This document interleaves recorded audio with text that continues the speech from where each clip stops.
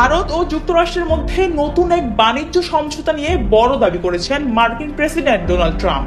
তিনি বলেছেন এই চুক্তির অংশ হিসেবে ভারত রাশিয়া থেকে তেল কেনা বন্ধ করতে রাজি হয়েছে। তবে ট্রাম্পের এই দাবির বিষয়ে ভিন্ন কথা বলছে রাশিয়া।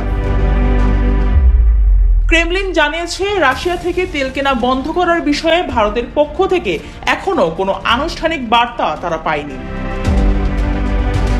ক্রেমলিনের মুখপাত্র দিমিত্রি পেসকভ বলে, ভারত ও যুক্তরাষ্ট্রের সম্পর্কের প্রতি মস্কোর সম্মান রয়েছে, তবে একই সঙ্গে ভারতের সাথে রাশিয়ার কৌশলগত অংশীদারিত্ব আরও শক্ত করার ওপর গুরুত্ব দিচ্ছে তারা।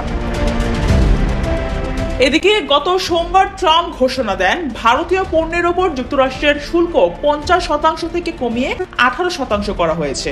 এর বিনিময়ে ভারত নাকি রাশিয়ার বদলে যুক্তরাষ্ট্র ও ভেনেজুয়েলা থেকে তেল আমদানিতে সম্মত হয়েছে। ট্রাম্পের দাবি এই সিদ্ধান্ত ইউক্রেন যুদ্ধ থামাতে সহায়ক হবে, কারণ এতে রাশিয়ার আয়ের উৎস কমবে। তবে বাস্তবতা হলো ভারত এখনো রাশিয়ার অন্যতম বড় তেল ক্রেতা। প্রতিদিন প্রায় 15 লাখ ব্যারেল রুশ তেল আমদানি করে দেশটি, যা ভারতের মোট তেল আমদানির 1/3 বেশি।